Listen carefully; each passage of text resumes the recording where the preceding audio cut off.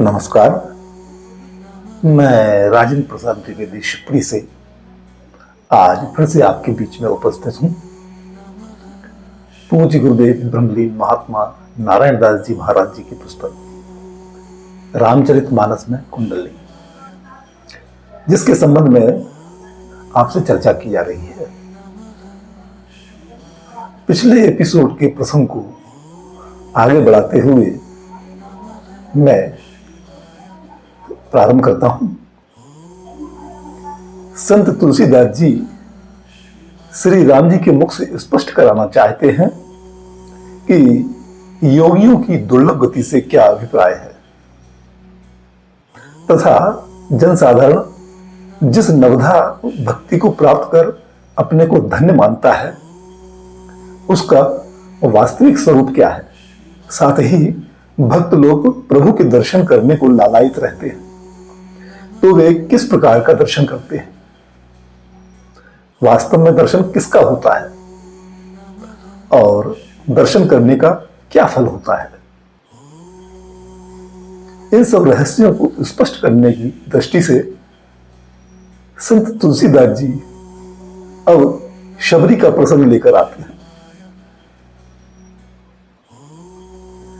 सीता जी का हरण हो चुका है और श्री राम और लक्ष्मण जी उन्हें ढूंढते ढूंढते शबरी के आश्रम में पहुंच जाते हैं। शबरी पूर्व से ही उनके आगमन की प्रतीक्षा कर रही थी। जैसे ही वे आश्रम में आए कि उसने शिष्टाचार के अनुसार उनका स्वागत किया और अत्यंत रसीले और स्वादिष्ट कंद मूल और फल लाकर उन्हें अर्पण कर दिए। प्रभु ने बारंबार प्रशंसा करके उन्हें प्रेम सहित खाया। फिर शबरी हाथ जोड़कर उनके सामने खड़ी हो गई और स्तुति करना चाहती थी। राम जी को देखकर उसका प्रेम उमड़ पड़ा। वह बोली कि हे महाराज, मैं किस प्रकार आपकी स्तुति करूं। मैं नीच जाति की अत्यंत मूढ़ हूं। पानी जोर आगे भई ठाड़ी, प्रभु ही मिलो की प्रीति अति बाढ़ी। कही विधि स्तुति करो तुम्हारी, अधम जाति में जड़मति भारी। तब श्री रामचंद्र जी ने कहा, हे भामिनी, मेरी बात सुनो। मैं तो केवल एक भक्ति का ही संबंध मानता हूं। जो सेवक भाव से मेरे लिए सब कार्य करता है उसको ही मैं अपना प्रिय भक्त मानता हूं। कह रघुपति सुर भामिनी बाता, मानव एक भगति कर नाता।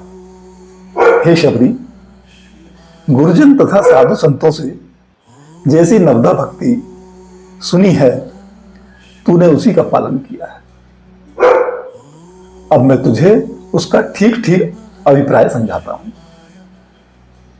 तुम सावधान होकर सुनो और ठीक लगे तो मन में धारण करो तथा उसके अनुसार ही आचरण करो। नवधा भक्ति कहूं तो ही पाही, सावधान सुन धरु मन माही।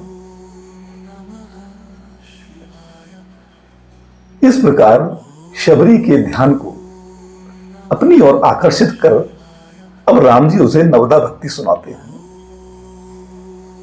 तथा उसका अभिप्राय भी समझाते हैं। देखो शबरी, तुमने जैसी नवधा भक्ति सुनी है और उसे अपनाई है वह इस प्रकार है कि प्रथम भगति संतन कर संगा, दूसरी रति मम कथा प्रसंगा।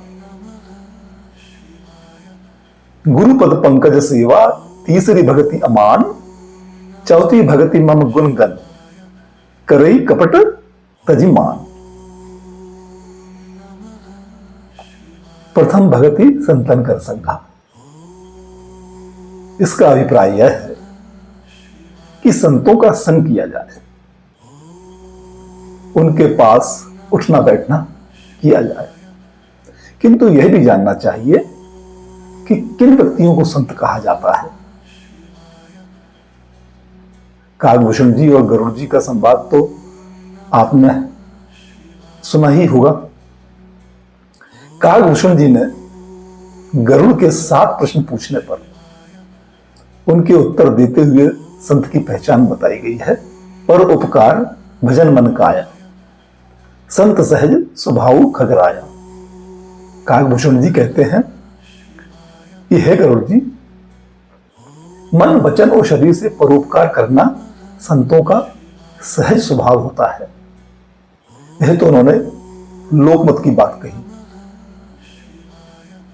अब वे ही वास्तविकता की बात कहते हैं कि वस्तुतः व्यक्ति कुछ नहीं करता है, प्रभु की माया ही सब कुछ करती है। व्यक्ति तो निमित्त मात्र है। इतना कहकर राम जी शबरी से फिर कहते हैं कि देखो शबरी, नवदा भक्ति को जैसे और भक्त करते हैं वैसी तो तुम करती ही हो। तुम संतों का संग सदा करती हो, अतः तुम्हारे में प्रथम भक्ति तो है ही। मेरी कथा प्रसंगों को श्रवण करने में तुम्हें विशेष रुचि है, अतः दूसरी भक्ति भी तुम में है। तुम गुरुजी की सेवा में रत रहती हो और तुम में सेवा करने का मान भी नहीं है, तो तीसरी भक्ति भी तुम में है। तुम निष्कपट भाव से मेरे गुण समूहों का गान करती रहती हो।